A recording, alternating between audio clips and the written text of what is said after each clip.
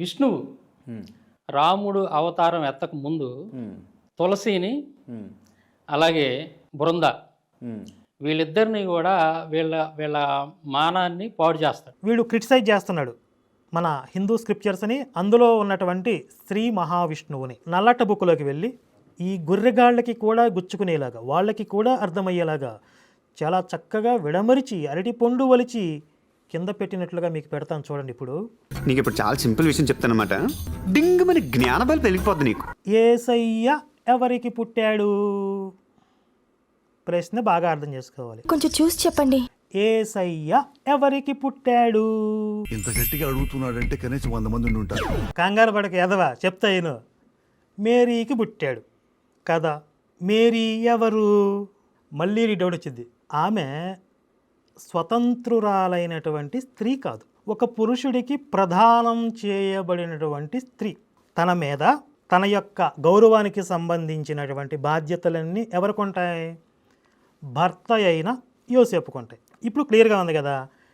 మేరీకి కడుపు ఎవరు చేశారు? ఇంపాసిబుల్, అది మాత్రం చెప్పండి.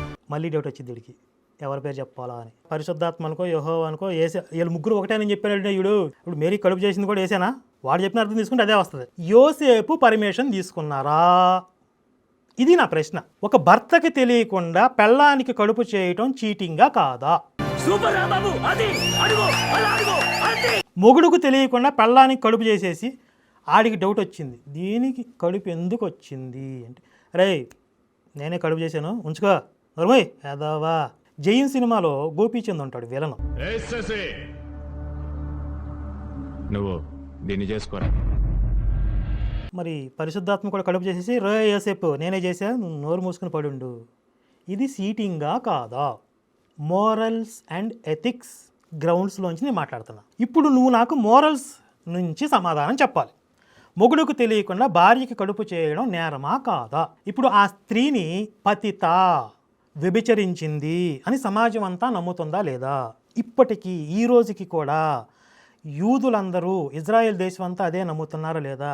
ప్రపంచంలో అదే వ్యాఖ్యానం చేస్తున్నారా లేదా? విమర్శనాకారులు, గుడ్డిగా నమ్మే అంధ భక్తులు తప్ప. మోరల్స్ అండ్ ఎథిక్స్ వాల్యూస్ పరంగా చూస్తే ఇక్కడ పరిశుద్ధాత్మ లేదా యెహోవా లేదా యేసు ముగ్గురు కలిసి చేసింది మోసమే. మేరీ గౌరవానికి దారుణమైన భంగం కలిగించారు, ఆమె పాతివ్రత్యానికి భంగం కలిగించారు,